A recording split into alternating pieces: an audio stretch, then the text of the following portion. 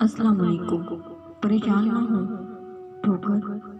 ٹھوکریں بھی انہی کو لگتی ہیں جن کو اللہ پاک نے تھامنا ہو۔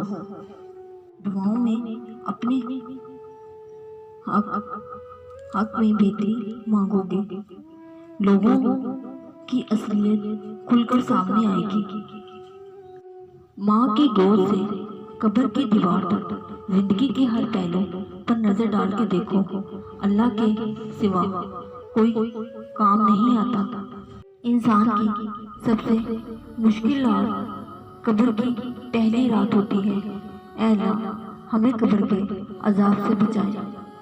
قبر کی تنہائی سے پہلے بھی قدرت ہمیں کئی بار تنہا کرتی ہے تاکہ ہم خالق سے تعلق کی مضبوطی سمجھیں۔ ساری زندگی لگا دی تو نے مال جمع کرنے میں اے انسان، مگر شاید یہ بھول گیا کہ کفن میں جیب نہیں اور قبر کی الماری نہیں۔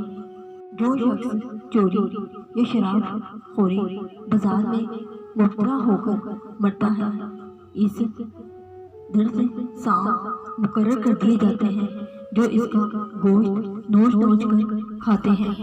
عذاب قبر سے بچنے کا آسان طریقہ حضرت محمد صلی اللہ علیہ وآلہ وسلم نے ارشاد فرمایا، جو سورۃ ملک رات کو پڑھا کرے گا، اللہ پاک اس کو قبر کے عذاب سے بچائے گا، اس کی زندگی معاف کر دے گی۔